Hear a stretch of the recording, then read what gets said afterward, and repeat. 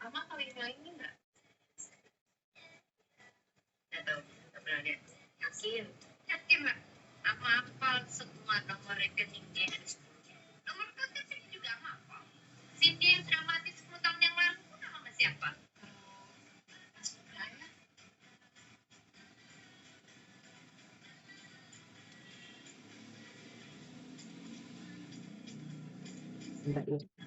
Assalamualaikum warahmatullahi wabarakatuh. Yang kelompok tadi agar sama, ya kan?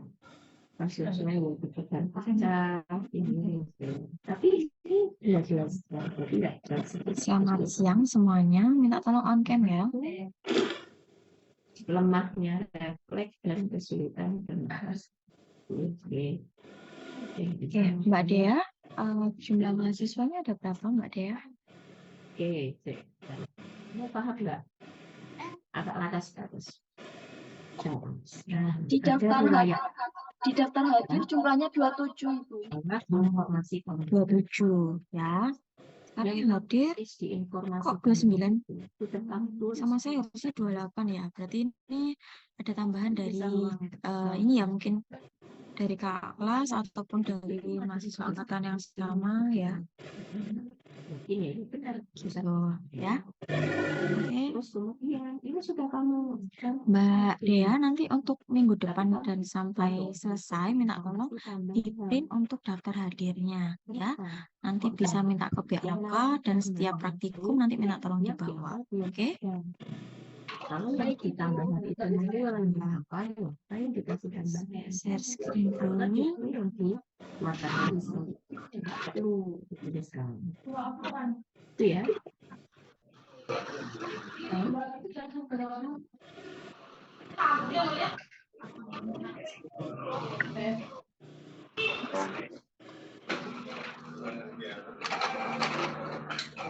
Yang dihapus baiknya yang mana? Kalau itu judulnya matematis lagi, lihat itu informasi terkait baiknya mulai dari skor akbar sebagainya, bagaimana kondisi itu harus di. Untuk share screen-nya sudah terlihat atau belum? Sudah Ibu. Sudah ya, oke. Mbak Desi minta tolong di mute ya. Oh iya Ibu. Oke. Jadi ini saya akan menyampaikan responsi mengenai praktikum farmasetika. Yang mana praktikum farmasetika ini merupakan praktek dari farmasetika dasar yang sudah kalian dapat di semester 1. Ya, di semester awal. Gitu. Jadi praktikum farmasetika itu ngapain sih Bu? Jadi di sini kita akan mengerjakan resep. Ya. Oke. Terus minta tolong diperhatikan ya. Ini peraturan-peraturan ataupun tata tertib dasar yang wajib dilaksanakan. Untuk waktu kuliahnya kita waktu praktikumnya kita mulai jam 12.50 sampai jam 16.10 ya. Berhubung hari ini saya nanti ada kuliah lagi ya jam 2. Jadi untuk kali ini kita majukan ke jam 12 siang. Oh ya. Karena ini waktu praktikumnya itu 200 menit ya. 200 menit itu terdiri dari 10 menit inventaris, 130 menit praktikum mengerjakan 2 resep, dan 60 menit melakukan diskusi maupun pretest atau post-test ya. Jadi kalau pretest dilakukan sebelum masuk lab ya, di awal-awal sebelum melakukan praktikum. Kalau post-test setelahnya, ini tergantung dosennya bisa memberikan pretest ataupun post-test ya. Kemudian, peserta praktikum adalah mahasiswa yang telah mengambil mata kuliah farmasetika, ya. Maksudnya kemarinnya sudah mengambil farmasetika dasar, gitu. Kemudian, praktikan wajib mengikuti seluruh materi praktikum selama semester berlangsung. Kehadirannya harus 100%. Praktikan yang tidak mengikuti praktikum diwajibkan untuk mengganti praktikum atau inhal. Jadi prinsipnya inhal itu misalnya kalian opname gitu ya, nggak bisa masuk ikut praktikum. Itu kalian nanti akan mengganti ya ikut di kelas lain untuk praktikum yang terlewat. Tuh. Kemudian, praktikan yang berhalangan mengikuti praktikum harus meminta izin dan diwajibkan memberi keterangan tertulis. Misalnya tadi seperti surat dokter, ya. Surat keterangan itu harus diserahkan kepada koordinator praktikum, maksimal adalah 3 hari sesudah hari praktikum. Jadi misalnya ini hari Selasa, kalau misalkan izin ya maksimal hari apa? Hari Jumat, ya. Kemudian untuk evaluasi praktikum itu apa aja? Ada berupa pretest atau post-test ya, praktikum harian atau mengerjakan resep ya, mengerjakan jurnal, kemudian ada ujian akhir praktikum. Nah, dari evaluasi ini semuanya punya bobot masing-masing. Jadi kalian tidak bisa mengandalkan hanya di ujian akhir saja. Tapi di setiap harinya kalian harus menabung poin ya supaya bisa hasilnya juga baik nanti di akhir. Jadi apa saja dan nilai diskusi itu berkontribusi sebesar 30%, nilai jurnalnya 30% dan ujian akhirnya 40% ya. Jadi nilai jurnal itu lumayan juga ya. Kalau pretest sama jurnal aja kalian sudah hasilnya maksimal terus ya paling nggak sudah megang 60%. Sisanya tinggal ujian akhir ya. Kemudian berikutnya adalah tata tertib. Ya, ini wajib dipahami dan dilaksanakan. Praktikan harus berada di lab 15 menit sebelum dimulai. Untuk kelas ini kita praktikum jam 12.50. Jadi harus sudah ada di lab jam berapa? 12.40.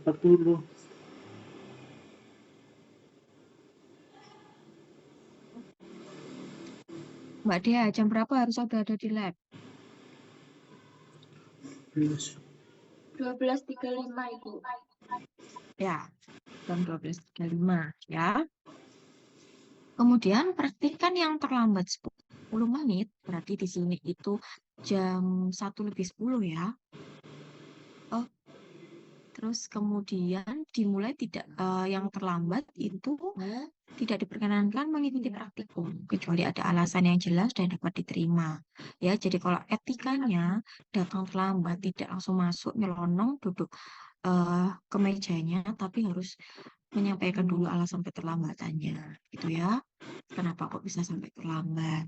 Kemudian kalau misalkan kalian ada telat karena misalnya motornya mogok atau bannya bocor, itu tidak usah lewat PJMK, tapi langsung izin ke dosen yang bersangkutan, ya. Kemudian praktikan harus berpakaian rapi, kemeja atau kaos berkerah. Tidak diperkenankan menggunakan rok atau celana jeans dan harus memakai jas praktikum. Ya, yang perlu diperhatikan tidak boleh menggunakan bawahan yang berbahan jeans, ya, berbahan yang kain. Kemudian harus menggunakan kemeja, meskipun kalian nanti ditutupi sama jas praktikum, tapi tetap ya menggunakan kemeja ataupun kaos berkerah. Kemudian praktikan yang tidak memakai pakaian rapi dan jas praktikum tidak diperbolehkan mengikuti praktikum. Praktikan yang harus bekerja dengan jujur, kemudian praktikan yang memperoleh nilai pretest kurang dari 65 sebanyak 3 kali berturut-turut akan mendapatkan sanksi atau tugas. Misalnya di pertemuan 3, pertemuan 4, pertemuan 5, nilai pretest kalian 50, 60 sama 61. Nah, itu kan karena tiga-tiganya di bawah 65, jadi nanti kalian akan mendapatkan tugas tambahan, ya. Kemudian pada saat praktikum rambut harus diatur sedemikian rupa agar rapi. Bagi yang berambut panjang harus dikuncir. Jadi buat mbak-mbak yang mungkin tidak berhijab tolong dikuncir yang rapi ya. Biasanya kalau rambutnya nggak dikuncir itu takutnya nanti waktu kalian bikin resep itu nanti rambutnya ikut jatuh gitu ya. Kemudian begitu juga yang cowok ya. dirapihkan gitu. Kemudian kuku harus dipotong pendek dan tidak diperkenankan menggunakan cat kuku. Jadi sebenarnya cat kuku itu boleh aja digunakan asal tidak pada saat praktikum. Dan pada saat praktikum kukunya sudah pendek dan bersih, ya. Kemudian praktikan yang meninggalkan lab sebelum praktikum berakhir harus meminta izin kepada laboran yang bertugas, ya. Misalkan kalian ada kuliah lain, ya. Kemudian yang mana jamnya itu biasanya kakak tingkat, ya, biasanya bentrok. Nah, coba kalau misalkan resepnya udah selesai, semuanya sudah dikerjakan, boleh izin, tapi ya itu tadi harus jelas dan nggak boleh bohong. Kemudian praktikan harus menyediakan peralatan praktikum yang tidak tersedia di lab. Jika tidak membawa peralatan tersebut, maka tidak diperkenankan mengikuti praktikum. Nanti di akhir akan ada list apa saja yang harus dibawa atau disiapkan pada saat mau mengikuti praktikum, ya. Kemudian praktikan wajib memelihara peralatan lab dan menghemat bahan. Jangan sampai kalian itu buang-buang bahan, misalnya ambil bahan, ternyata ditimbang, timbangannya kalian nimbangnya salah, ini dibuang. Jangan kayak gitu, ya. Sebisa mungkin kita efisien terhadap menggunakan bahan, ya.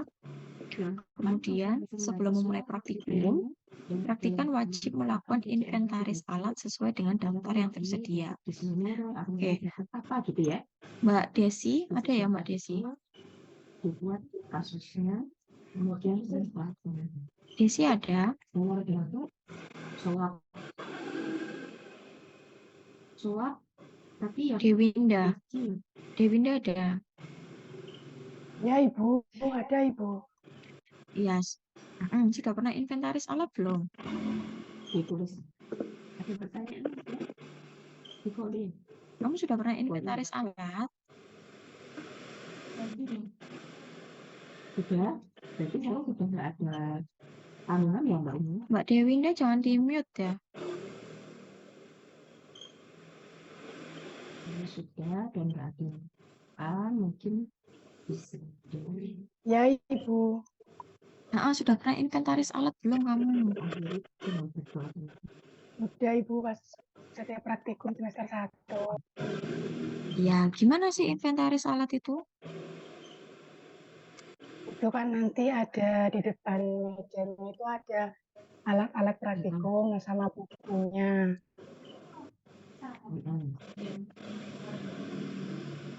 Nanti fisik dari alat-alatnya tidak ada yang rusak atau kotor.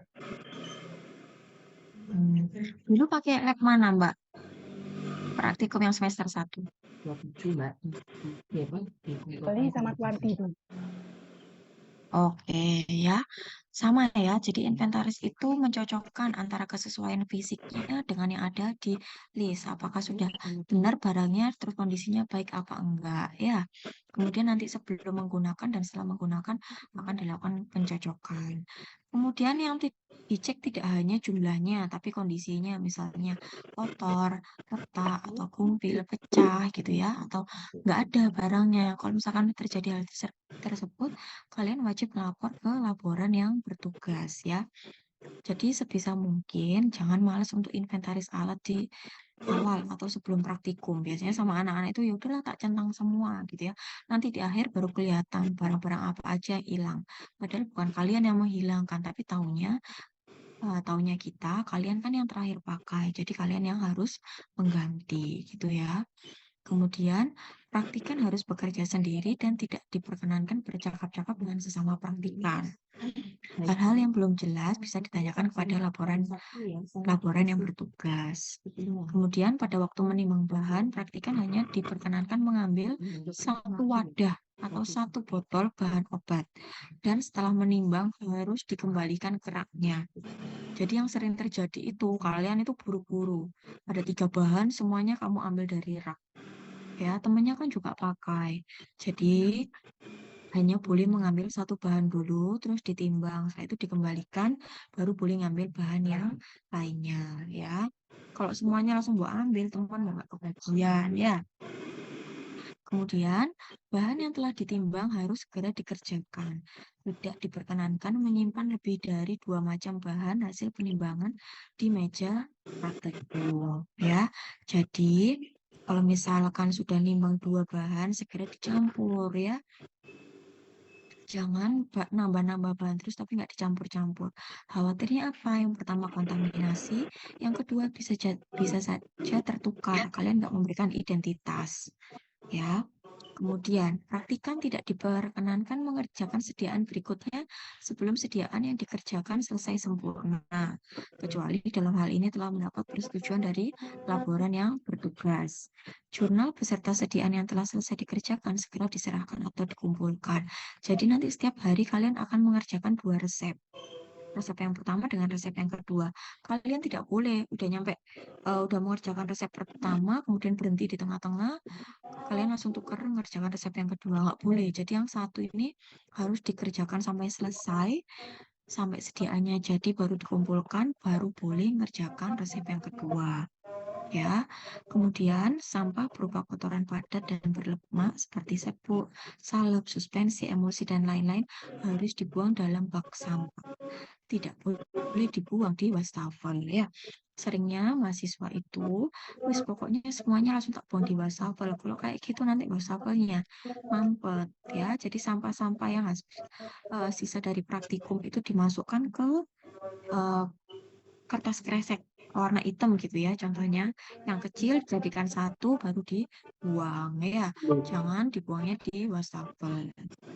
Kemudian praktikan wajib mengganti alat-alat yang retak atau kumpil, pecah, hilang, dan kotor selama praktikum. Misalnya selama praktikum nggak sengaja menyenggol gelas arloji sampai pecah. Nah, itu kalian harus lapor, ya, kemudian akan diwajibkan untuk mengganti. Selanjutnya, praktikan dilarang menggunakan handphone selama praktikum berlangsung. Jadi selama praktikum di Farmasetika, HP-nya dikumpulkan di dalam lab. Ya, nggak ada namanya HP-an atau TikTok-an. Gitu. Kemudian, praktikan wajib bertanggung jawab terhadap kebersihan meja dan semua peralatan yang digunakan.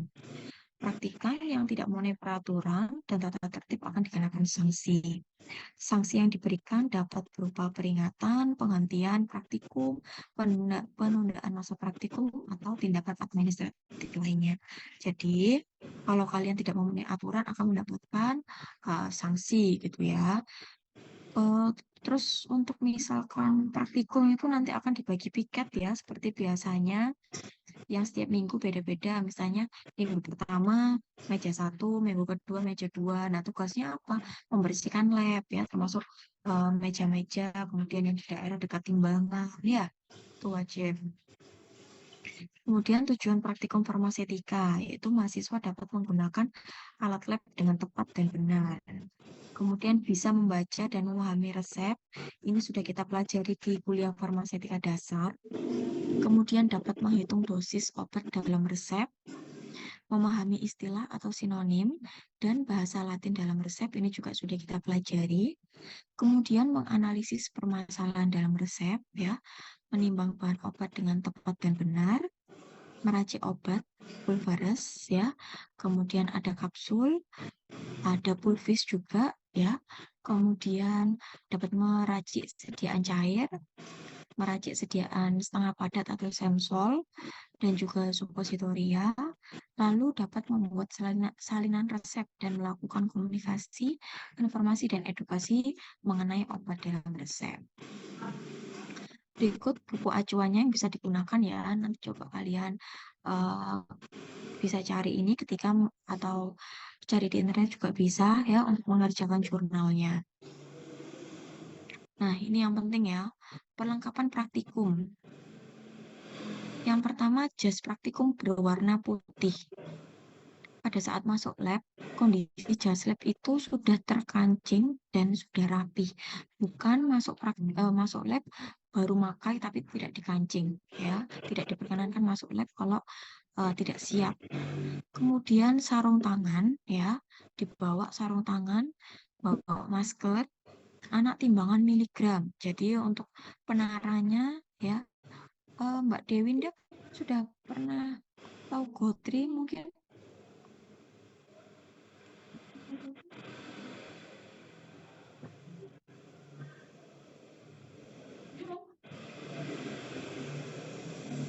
Belum, Ibu. Kelereng, Kalau Mbak peluru Dea, yang masih tahu. oh peluru ya. Kalau Mbak Dea, Belum, Ibu. belum ya. Jadi gotri itu bentuknya kurang lebih sama kayak peluru senapan angin gitu ya. Warnanya abu-abu atau aluminium gitu. Ukurannya ada yang sangat kecil, ada yang agak besar. Nah, itu digunakan apa? Untuk menara. Ya, kemudian nanti kalian bawa gotri ya. Jumlahnya jangan satu atau dua. Bawa misalnya 10, ukuran yang paling kecil. Kemudian ukuran yang agak lebih besar lagi 10 gitu ya. Kemudian membawa kelereng. Kelereng ya juga jangan cuma satu. Ya, bawalah lumayan 10 gitu boleh. Kemudian peluru atau peluru senapan angin itu yang warna kuning itu ya biasanya ya. Kemudian ada isi staples atau pemberat lainnya. Ya, intinya digunakan untuk menyetarakan timbangan gitu ya atau untuk menara yang kecil-kecil. Tuh. Jangan sampai seperti kakak kelas kalian itu pakai dia bawa kayak apa sih nih? Kayak mur gitu ya, nggak boleh ya. Pakai yang umum-umum aja ya. Terus habis gitu sudip. Sudah pernah tahu sudip? Sudah, Ibu. Sudah ya. Sudah, Ibu. Sudip wajib untuk per anak 3. Ya. Kemudian ada plastik klip dengan berbagai ukuran. Plastik klip ini digunakan untuk apa sih? Jadi nanti misalnya bikin puyer, kan nggak langsung tahu puyernya buat taruh di tangan terus dikumpul ke dosennya ya. Puyernya dimasukkan ke plastik klip, kemudian etiketnya juga dimasukkan situ, ditutup baru diserahkan. Fungsi plastik klip lainnya apa? Misalnya bikin sediaan cair. Ya kan itu kan ada sendok takarnya. Sendok takarnya bisa dimasukkan ke plastik klip gitu ya. Kemudian ini ada etiket putih sama etiket biru. Untuk etiket sudah ada di buku petunjuk ini di bagian halaman paling belakang. Silahkan untuk di-print kemudian dipotong ya. Kemudian label NI juga sama. Sudah ada di panduan buku ini tinggal dipotong. Belangko kopi resep juga sudah ada. Yang perlu kalian siapkan apa? Ya, yang ini mulai dari nomor 9 sampai 13. Pot salep dengan berbagai ukuran, tup, botol coklat, botol drop, ya, sama sendok takar, terus loki.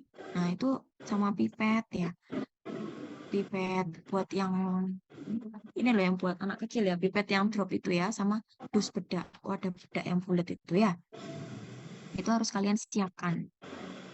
Kemudian label kocok dahulu sudah ada di buku ini juga di halaman terakhir. Kemudian pulpen dengan warna biru dan merah.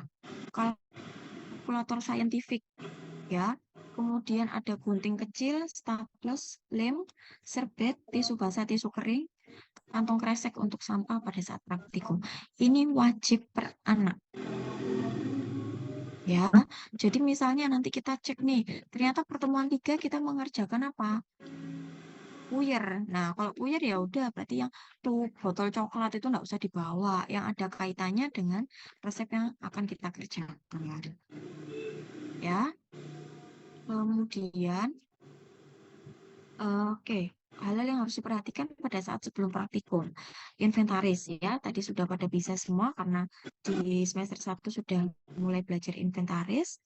Nah, ini ada seperangkat sendok ya, sendok penyu atau sendok tanduk di sini bilangnya. Ada sendok, ada batang pengaduk, ada spatula, ya disusun rapi di atas perkamen bersih. Ditaruh di sebelah kanan dari letak timbangan. Jadi nanti di lab farmasetika itu setiap anak punya satu timbangan gram dan satu timbangan miligram. Ya. Kemudian nanti untuk sendok dan batang pengaduk dan spatula ditaruh di sebelah kanan. Selanjutnya ada kotak anak timbangan. Ya, ini kotak anak timbangan yang huruf J ini. Kemudian ada juga alat-alat gelas yang segera diperlukan diletakkan di depan susunan sendok. Jadi, misalnya untuk praktikum resep kira-kira perlu gelas arloji enggak ya?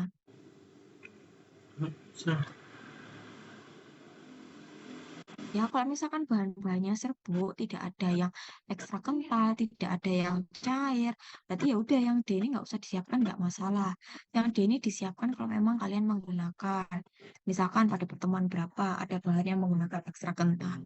Jadi untuk gelas arlojinya disiapkan, ya. Kemudian pastikan semua peralatan seperti mortir, stamper, cawan, timbangan gelas ukur, beker gelas, dan lain-lain itu dalam keadaan bersih. Ini tadi yang harus ditata sebelum praktikum, ya. Kemudian pada saat praktikum, yang perlu diperhatikan pada saat mengambil bahan. Bahan diambil dari rak atau almari. Pastikan bahwa bahan yang diambil benar dengan membaca etiket pada botol atau wadah. Misalnya mau ngambil sakarum laktis, ya, dicek dulu di rak itu benar nggak nih yang saya ambil sakarum laktis. Jangan-jangan kamu baca depannya sakarum aja pokoknya langsung diambil. Ternyata isinya apa? Sakarum alba. Ya, jadi kalau ngecek memang harus lengkap. Kemudian gunakan sendok bersih untuk mengambil bahan dari botol atau wadah agar menghindari kontaminasi. Jadi nanti untuk bahan-bahan yang ada di lab itu biasanya disediakan tanpa sendok. Kalau kalian mau menimbang, gunakan sendok kalian masing-masing. Nah, nanti di setiap anak itu akan mendapatkan lemari gitu ya, yang isinya ada berbagai alat ya yang digunakannya untuk masing-masing anak. Jadi kalau misalkan Mbak Dewinda tadi mau nimbang sakarum laktis, ya udah diambil bahannya ke meja, diambil menggunakan sendoknya, setelah ditimbang, kembalikan bahannya, kemudian dibersihkan sendoknya, ya. Tuh. Kemudian segera setelah digunakan sendoknya dibersihkan lagi dan ditaruh lagi di tempatnya. Artinya apa? Ditaruh di sebelah kanan timbangan tadi ya, ditaruh di atasnya perkamen bersih. Lalu bahan diletakkan kembali ya, yang tadi saya sudah sampaikan. Hanya diperbolehkan paling banyak 2 bahan hasil penimbangan yang belum diproses terdapat pada meja kerja. Jadi misalnya tadi habis nimbang sakarum laktis ya, kemudian mau ngambil lagi paracetamol, boleh, tapi sudah ya, nggak boleh mengambil bahan lagi. Kalau misalkan mau mengambil bahan lagi, yang 2 ini harus dicampur terlebih dahulu. Kemudian tentang penimbangan ya, setiap akan menimbang harus diperiksa dulu apakah timbangannya dalam keadaan setimbang atau belum ya. Untuk detail cara menggunakan timbangannya nanti di pertemuan 2 aja ya, karena akan dilakukan secara luring. Kalau Mbak Dea sudah pernah pakai timbangan yang masih manual gini nggak Mbak? Pernah Ibu. Oh di mana? Di praktikum 1 pernah ya. Di lab Kuanti. Oh di Kuanti itu pakai ini.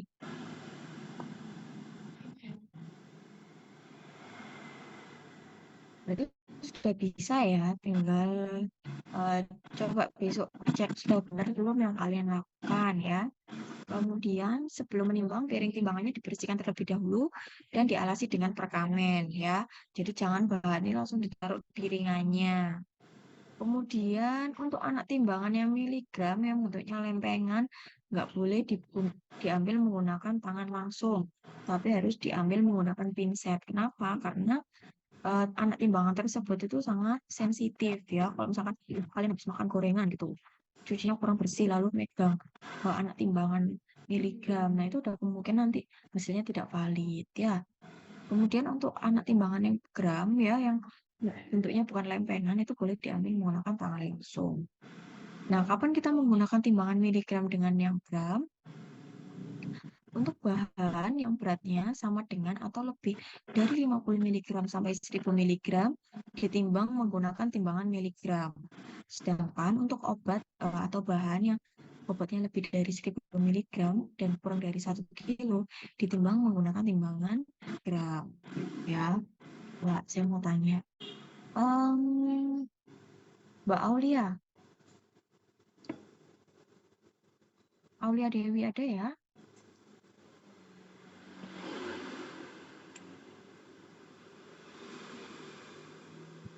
Ada Ibu.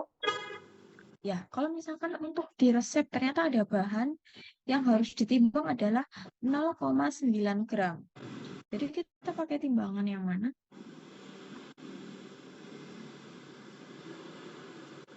Yang gram balance, Ibu. Yang gram atau yang miligram?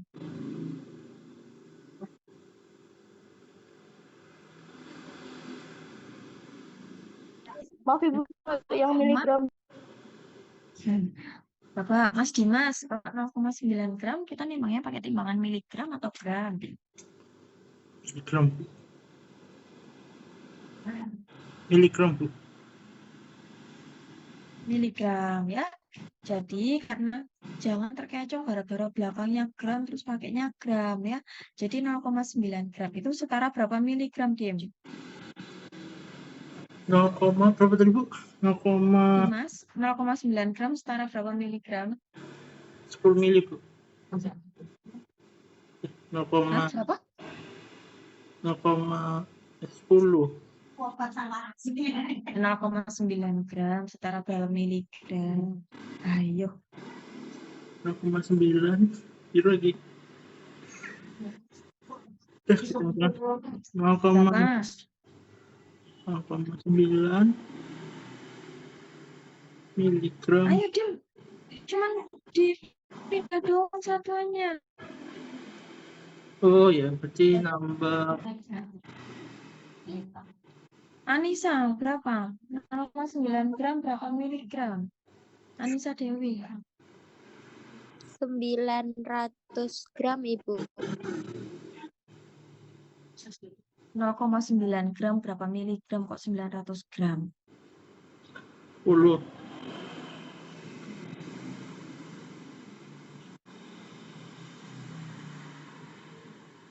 Berapa Anissa?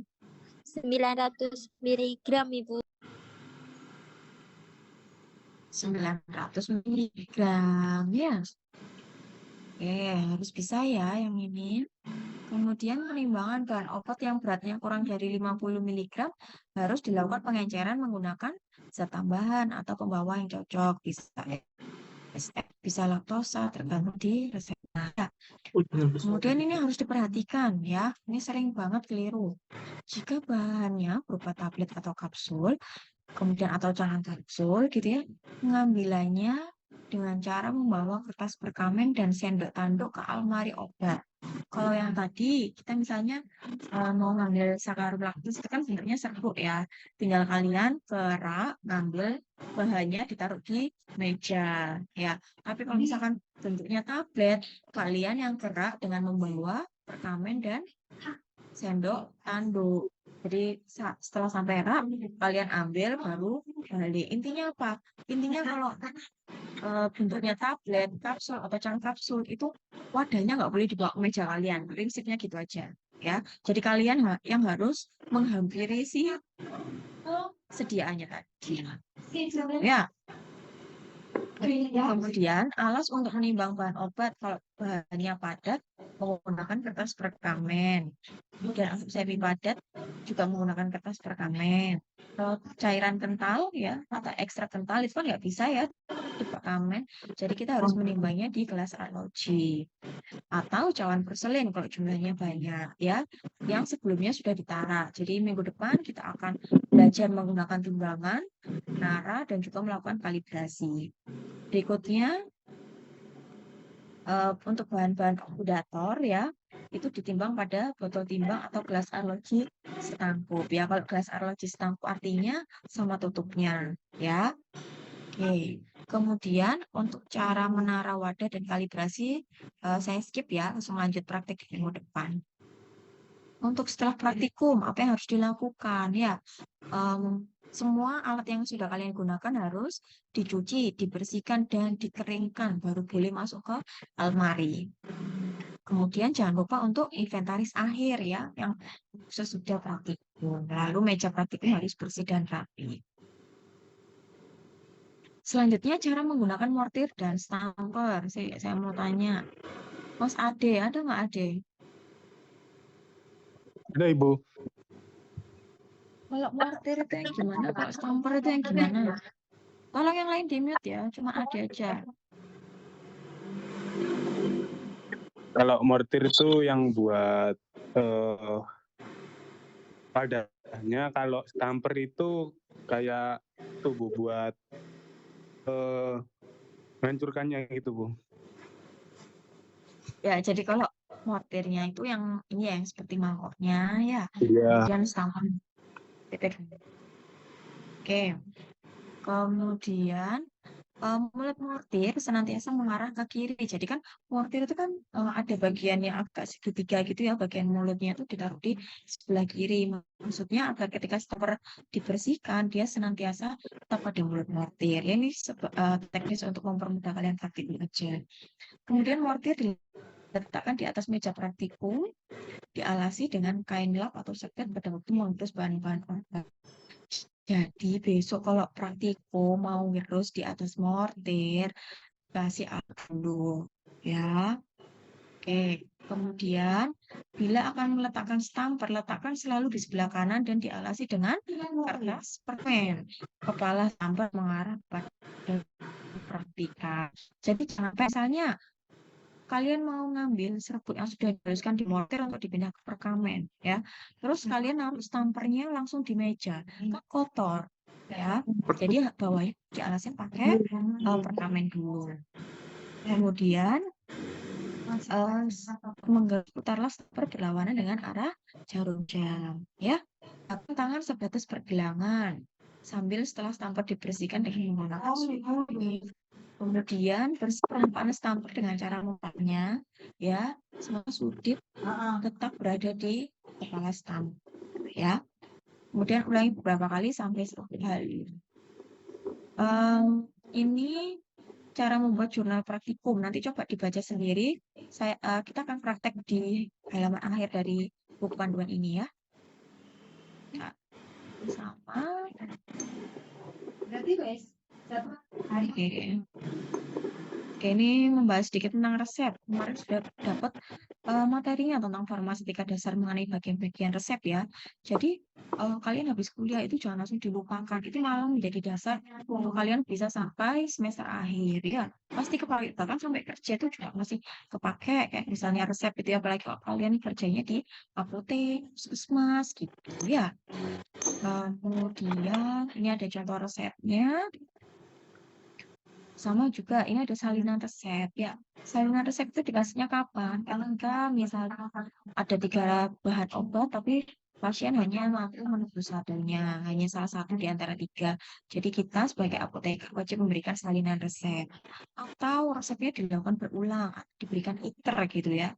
Jadi kita wajib memberikan salinan resep. Yang membedakan apa sih resep dengan kopi resep?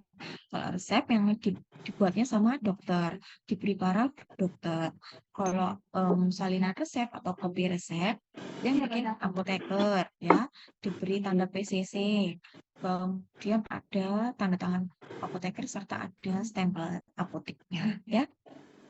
Ini teori-teori yang kemarin jangan dilupakan pokoknya ya. Ini ada beberapa istilah ya. Istilahnya mana ya?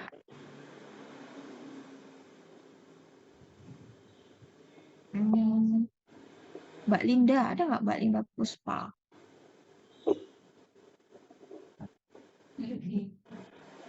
Mana ini Linda Puspa?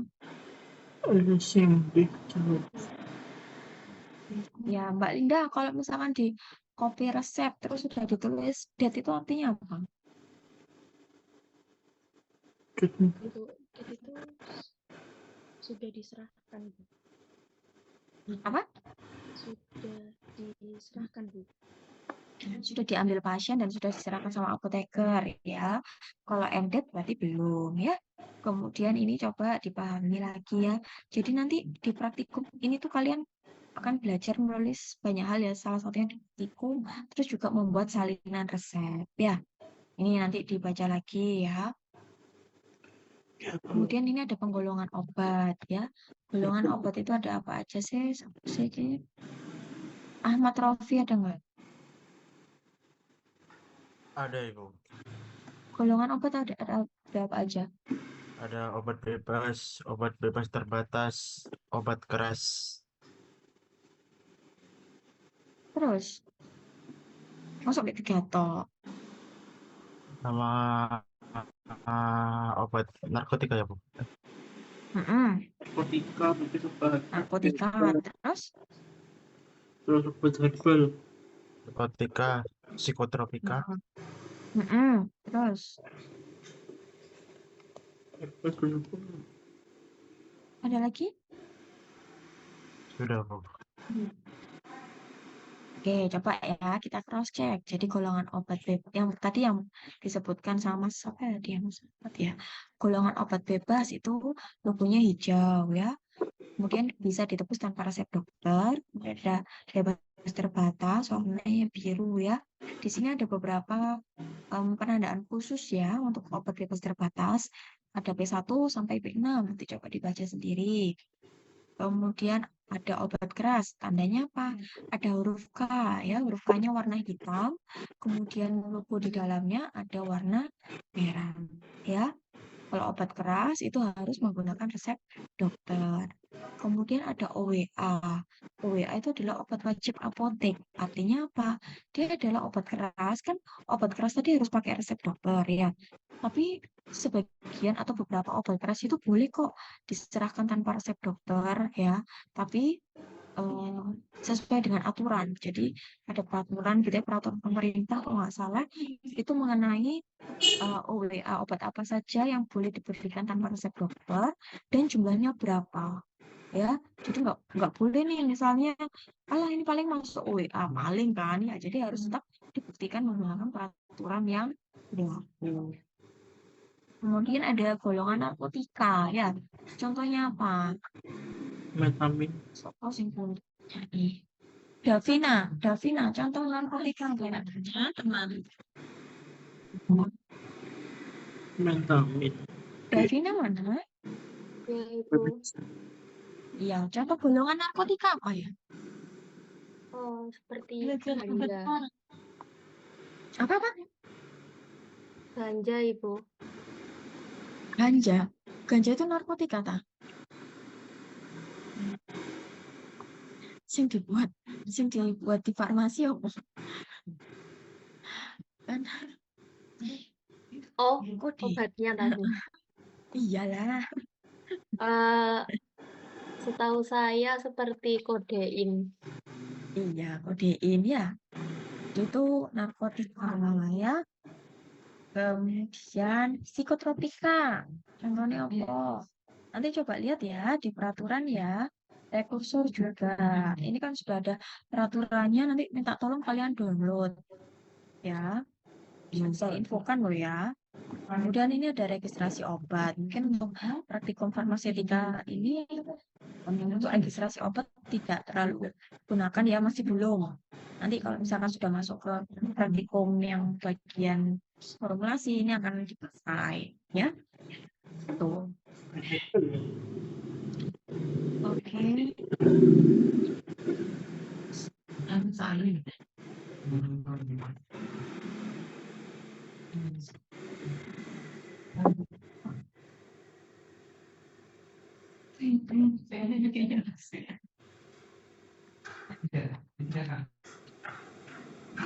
Nah, ini ya sudah terlihat ya, ini ada daftar lampiran ya. Jadi kita akan memulai praktikum di pertemuan 3 ya. Pertemuan 3 kita akan mengerjakan resep ini yang sebelah kiri dan kanan ya. Sehari hanya 2 resep. Kemudian nanti di pertemuan 4 kita akan mengerjakan ini logo bedak hairosin sama antalgin dan lain-lain ini. Ini pertemuan 4 ya. Terus habis gitu ini pertemuan 5 ya, ini pertemuan 6 dan sampai terakhir. Tuh. Nah, ini nanti kan kalian harus wajib mencetak ya buku panduan ini, kemudian dijilid, diberi cover warna pink. Kemudian ini ada contoh pengisian jurnal.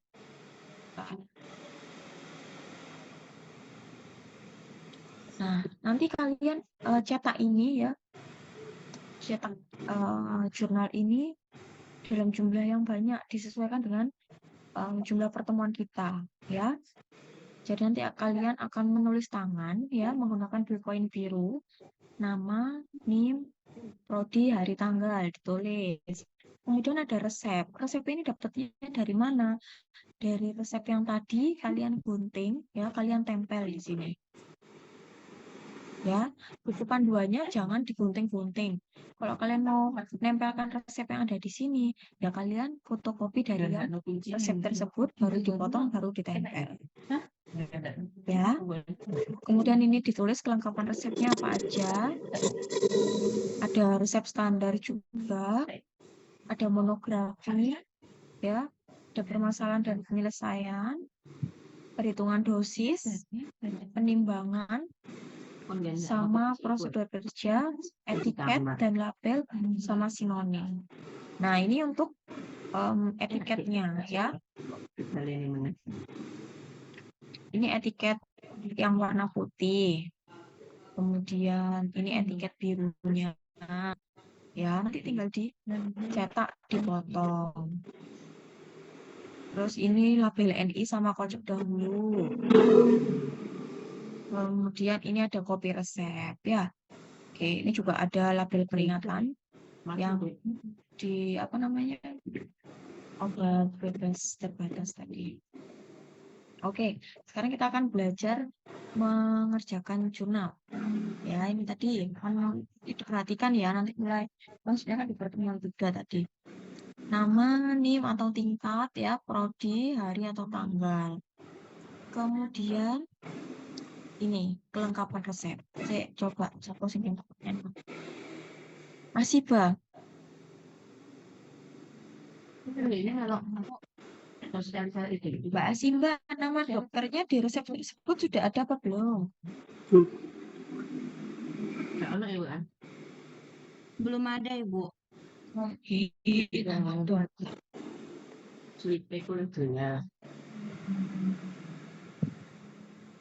Yang terlihat di share screen-nya apa?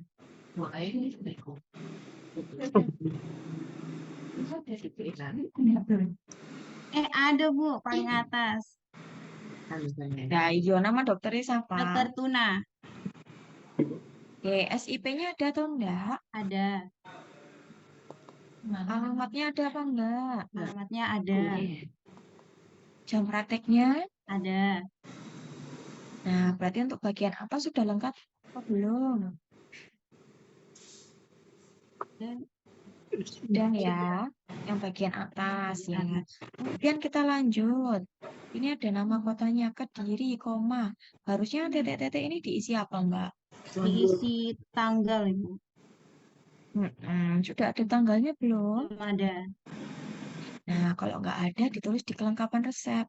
Tanggal penulisan resep, artinya belum ada tanggalnya ya. Paham ya?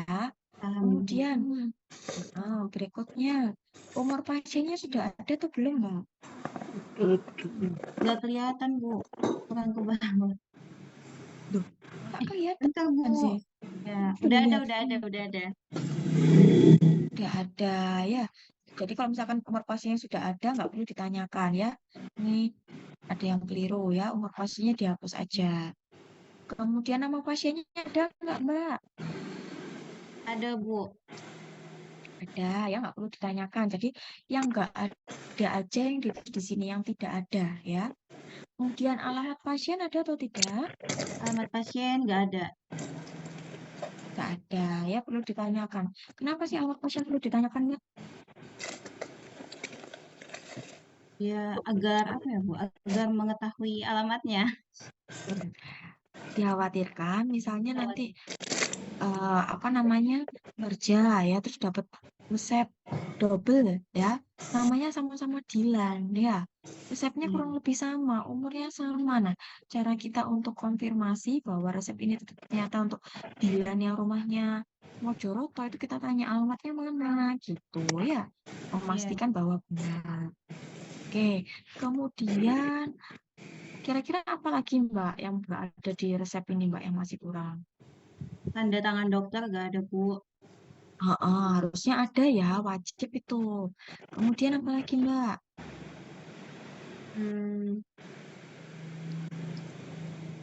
Apa Kamu pakai HP ya? Enggak, Bu. Itu loh, apa itu? Kekuatan Chodikaf yang dikehendaki adalah 10 mg, 15 mg, dan 20 mg.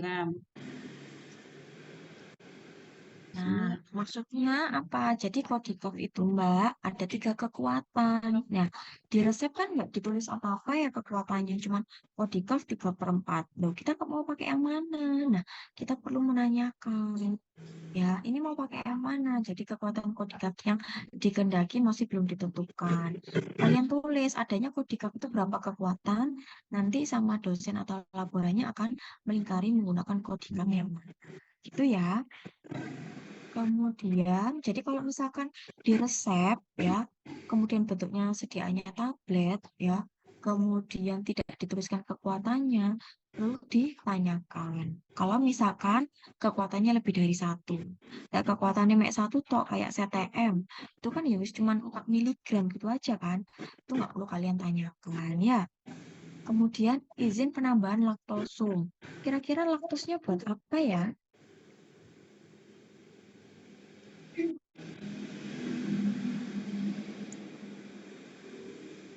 Laktosnya buat apa? Memperbaiki rasa, Bu. Untuk memperbaiki rasa. Memperbaiki rasa, selain itu apa ya? Memperbanyak masa terbit. Coba ya, nanti kita habis ini lanjut. Kita cari tahu jawabannya setelah ini. Oke, kemudian ini ada resep standar. Resep standar itu artinya kalian menggunakan pustaka. Wajib ditulis pustakanya apa, halamannya berapa. Nah, untuk detail cara pengisian ini tuh ada di awal-awal tadi. Tadi saya skip apa supaya lebih langsung ke prakteknya, lebih gampang dipahami ya. Misalnya di sini ditulisnya GG nomor 1. GG itu apa? Nah, coba kalian lihat di resep standar. Lihat di ISO halaman 449. Oh, GG itu adalah gliseril guaiacolat dengan kekuatan 100 mg. Ya, kemudian ini ada CTM. Mintanya setengah tablet. Nah, CTM ini kekuatannya berapa? CTM itu apa? Jadi lihat di ISO atau di FN gitu ya, dicari tahu CTM itu apa. Oh, CTM itu klorpeniramin maleat dengan kekuatan 4 mg. Kemudian Kodikaf, ini tadi juga nggak ada kekuatannya ya, maksudnya ada 3 macam kekuatan ya. Kalian tulis di sini. Kodikaf itu kodein HCl dengan 3 kekuatannya ditulis semuanya. Kemudian ada lameson. Lameson itu apa? Oh, lameson itu metilprednisolon dengan 3 kekuatan. Loh, kenapa aku nggak perlu ditanyakan Bu di kelengkapan resep? Karena di resepnya sudah dituliskan yang dipilih adalah yang kekuatan 4 mg. Kalau misalkan lamesonnya nggak ada kekuatannya, ya perlu ditanyakan di kelengkapan resep mau pakai yang mana Bu? Yang 4, yang 8, atau yang 16 ya. Oke. Terus habis gitu monografi. Monografi itu apa sih? Untuk melihat atau tentang pemberian. Pemberian itu apa? Bentuknya apa? Warnanya apa? Rasanya apa? Lihatnya di mana? Lihatnya di Farmakope Indonesia. Kemudian kelarutannya. Dia kelarutannya gimana? Di air. Ya. Di pelarut lain, misalnya di etanol. Nah, itu perlu dituliskan. Kemudian khasiat. Khasiatnya sebagai apa? Ya, ini contohnya sebagai antihistamin ya. Dan referensi. Referensi itu lihatnya tadi di mana? Misalnya di FI 3 halaman 154. Ya. Kalian nanti kalau bisa pakai FI 6 ya, FI yang paling baru. Oke. Kemudian ini permasalahan dan penyelesaian ya. Jadi resep tadi itu penuh dengan masalah sebenarnya ya. Kalian harus menyelesaikan. Yang pertama, nih, lameson, CTM sama Kodikafnya kalau kayak gini berarti bentuknya apa? Tablet. Ya, lameson, CTM, Kodikaf dan GG bentuknya tablet. Terus solusinya apa? Sedangkan yang diinginkan bentuknya apa ini? Coba Mbak Desi, ini bentuknya diinginkan bentuk apa sediaan jadinya?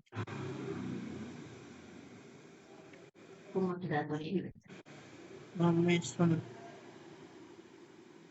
Desi Alvin. Iya, Bu. Serbuk, Ibu. Serbuk itu apa? Pulvis apa pulveres? Bentuk cairan. Loh, kok cairan? Untuk Bentar, Bu. apa? Bentar. Maaf, Bu. Maaf. Ya, Nggak jelas. Meninggal banget semua.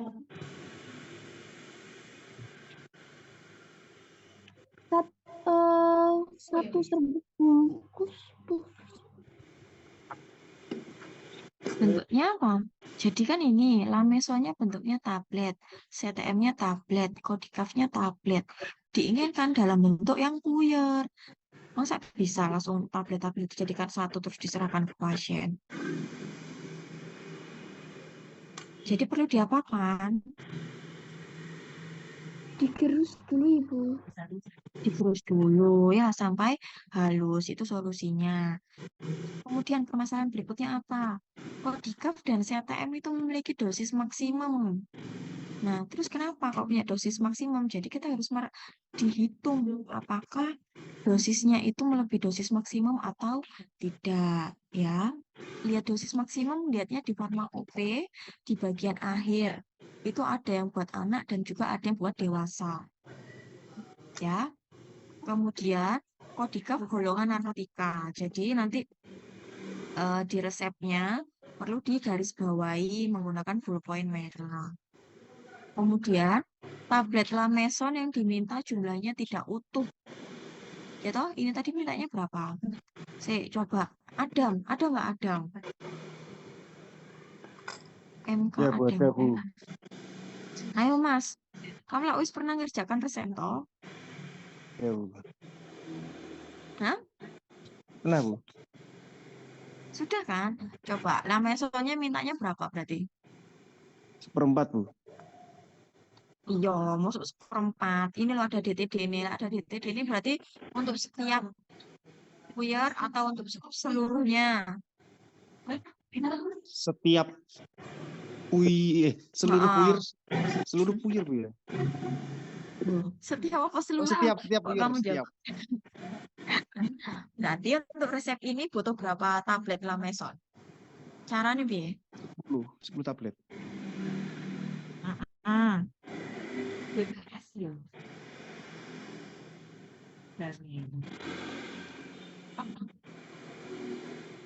Aduh, itu penyakit. Tapi imam ya. Kenapa kerja ini enggak? Apa bisa menyusul dan menggunakan Apa? Butuh 10 tablet kan, Bu? Nanti 10. Ya. Berarti 1/4 dibagi 10. Apa Dam? Kita dia tadi untuk setiap puyer atau untuk 10 Dam? Untuk setiap puyer, Bu ya. Kalau setiap puyer mintanya 1/4, kalau untuk 10 berarti diapakan caranya? Gerus. Kan Kak? Hah? Diapakan Dam? Digerus, Bu. Teman-teman, saya nggak pernah. Gila. Nih, ayo coba nanti dibaca lagi. Baik, Bu. Ayo lo ya. Terus ngerti lo ya. Nanti coba baca lagi ya yang lainnya juga. Kemudian karena bentuk tablet Lamesonnya itu tidak utuh ya. Nanti coba habis ini dihitung kita. Kemudian sediaan obat ini dikehendaki adalah puyer dan berat totalnya untuk per bungkus itu 500 mg ya. Jadi perlu ditambahkan laktos. Setiap puyer itu bobot maksimalnya adalah 500 mg. Nah, obat-obat yang tadi kita tambahkan itu masih jauh dari 500 mg sehingga untuk memenuhi persyaratan kita perlu tambahkan laktos hingga bobotnya 500 mg ya. Perhitungan dosis sudah saya sampaikan pada saat kuliah farmaseutika dasar ya. Silakan nanti dilihat lagi ya. Kemudian untuk penimbangan. Tadi loh ya. Coba nanti dilihat lagi. Kayak tadi loh, dah. Misalnya mintanya setengah tablet CTM. Itu untuk per puyer. Ya, kalau 10 puyer berarti tinggal setengah dikali 10 berarti 5. Ya. Wes, coba nanti dipelajari dulu mandiri ya. Kemudian nanti kalian menuliskan cara peracikan, lalu memberikan etiket. Jadi nanti setiap resep ya, kalian menyiapkan 2 etiket. Satu ditaruh di sediaan, satu ditempel di jurnal.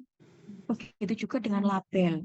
Labelnya ada yang ditempel di sediaan, ada yang di jurnal. Kemudian kalian menuliskan sinonim dan bahasa Latin. Bahasa Latin ini kalian wajib menuliskan kepanjangan sama artinya. Itu. Oke, ada yang mau ditanyakan nggak?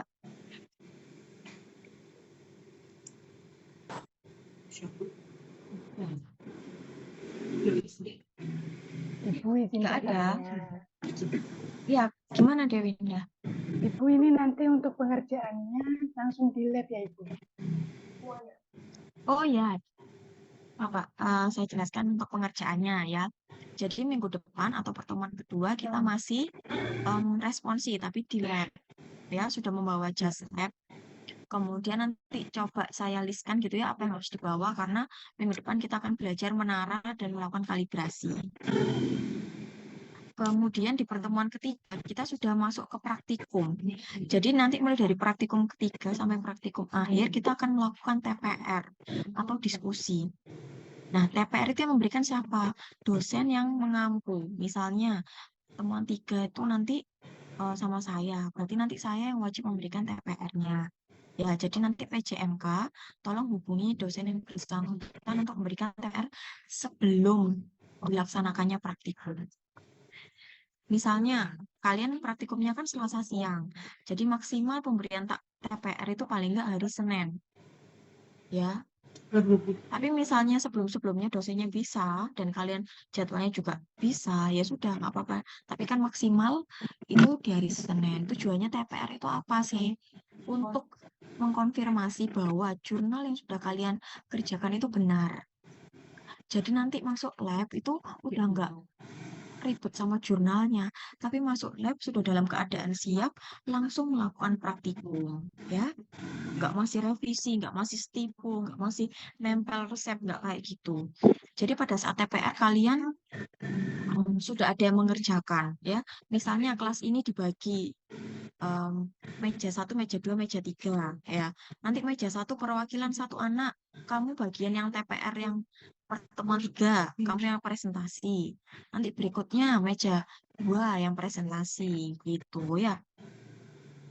Setelah itu nanti setelah dicocokkan bersama-sama pada saat TPR, baru nanti boleh dikerjakan. Atau semuanya mengerjakan dari awal, full juga udah nggak apa-apa. Intinya TPR itu mencocokkan aja yang kalian kerjakan udah benar atau belum. Tapi pada saat TPR harus sudah ada bahan. Artinya dalam satu kelas harus sudah ada 1 anak yang mengerjakan. Ya, jangan sampai misalnya pada saat kita mau TPR nih, pertemuan 3, silakan share screen mahasiswanya. Ternyata masih ada yang nggak kerjakan. Dan terus kita mau diskusi apa kalau dari kalian sendiri belum mengerjakan? Kan fungsinya mencocokkan, ya. Bukan mengerjakan bersama. Gitu. Wah, ya. Oke, ada lagi yang mau ditanyakan?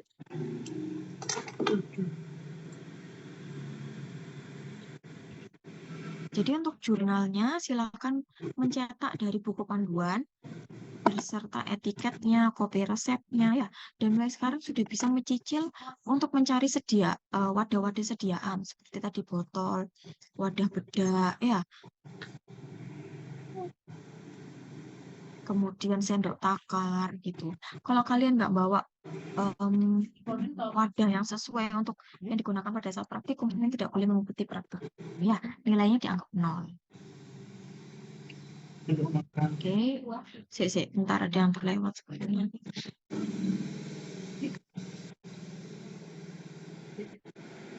Ya, share screen-nya udah kelihatan belum? Sudah, Ibu. Sorry ada yang kelewatan. Jadi pada saat penimbangan ini kan kalian nimbang sesuai resep ya. Terus ada pengambilan bahan ya. Pengambilan bahan itu apa? Menyesuaikan dengan tulisan yang ada di bahan. Misalnya ngambilnya laktos ya. Kamu ngambil bahan laktos dirak. Dilihat tulisannya benar nggak laktos. Oke, kalau laktos tinggal ditulis di sini. Saya ngambilnya di tulisan laktos yang menempel pada wadah bahan. Paham ya? Kemudian pada etiket tersebut juga ada tulisannya expirednya kapan. Misalnya ini Juli 2022. Itu tulis ya. Kemudian keterangannya apa? Keterangan itu artinya apa? Kalian nyentang tapi sediaan kalian jadi nilainya langsung 45. Paham ya? Jadi hal-hal sepele itu jangan disampingkan. Jadi centang ini artinya sangat penting. Kalau nggak dicentang artinya berarti kalian nggak ngambil bahannya. Ya, kita checklistnya dari sini. Oke, ada yang mau ditanyakan? Dulunya nggak ada tempat. Ya, saya minta kedisiplinannya pada saat praktikum. Ya. Tuh, jadi jangan sampai pada saat masuk ke lab masih ribet sama jurnalnya. Si ribet sama jurnalnya artinya masih belum siap. Silahkan keluar saja ya. Oke, ada yang mau ditanyakan? Bu, izin Nggak ada. bertanya. Itu yang TPR dimulai pertemuan ketiga. Apanya, Mbak? Dimulai pertemuan ketiga. Iya, jadi kan TPR-nya sebelum resep tersebut dikerjakan. Ya, berarti setelah pertemuan kedua, sebelum praktikum ketiga. Baik, Gitu Ibu. ya. Terima kasih. Ya, nanti untuk pembagian dosennya, siapa yang pertemuan 3, 4, 5, dan seterusnya, nanti saya info minggu depan ya, Mbak Dea. Ya. Baik, Bu. Ada yang mau tanya lagi nggak? Sudah? Oke, ya. Terima kasih untuk partisipasinya. Bisa dibaca lagi petunjuk praktikumnya dan juga dicetak ya. Kemudian untuk praktikum minggu kedua, besok wajib membawa buku pedoman praktikum tiap anak dan juga membawa jas lab ya. Nanti untuk bahan-bahan lain yang harus dibawa pada saat teman dua akan saya segera sampaikan kepada PCM. Gitu ya. Oke, saya akhiri. Wassalamualaikum warahmatullahi wabarakatuh. Waalaikumsalam warahmatullahi wabarakatuh. Waalaikumsalam warahmatullahi wabarakatuh. Terima kasih, Ibu.